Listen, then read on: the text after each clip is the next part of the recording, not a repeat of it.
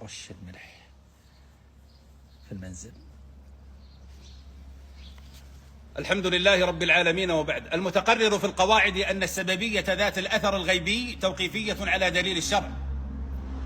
فالسببية عندنا معاشر أهل السنة والجماعة تنقسم إلى سببية حسية وإلى سببية غيبية.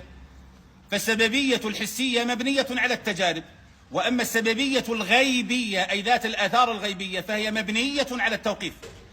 فمثلا أنا أستخدم الففدول لأن سببيته لتخفيض الحرارة، هذا سببية حسية فلا بأس بها، فمبناها على التجارب.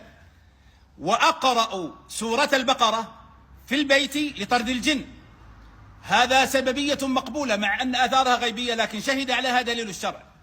لكن من قال بأن مما يطرد الجن في البيوت أو من البيوت رش الملح والماء على الجدران، هل أنت رأيت الجن يخرجون من الأبواب؟ هل رأيت الجن يخرجون من النوافذ؟ هل رأيتهم يصرخون يطلبون النجدة من هذا البيت؟ الجواب لا. فإذا أنت ترش الملح طلبا لسببية غيبية غير مدركة بالحواس، وبناء على ذلك فلا نقبل السببية ذات الآثار الغيبية إلا بالأدلة الشرعية. ولا أعلم دليلا لا من القرآن ولا من السنة الصحيحة ولا من تطبيقات أهل العلم من السلف الصالح على أن مما يطرد به الجن من البيوت رش الملح، فهذا سببية غير مقبولة لأن آثارها غيبية فتكون توقيفية، والله أعلم.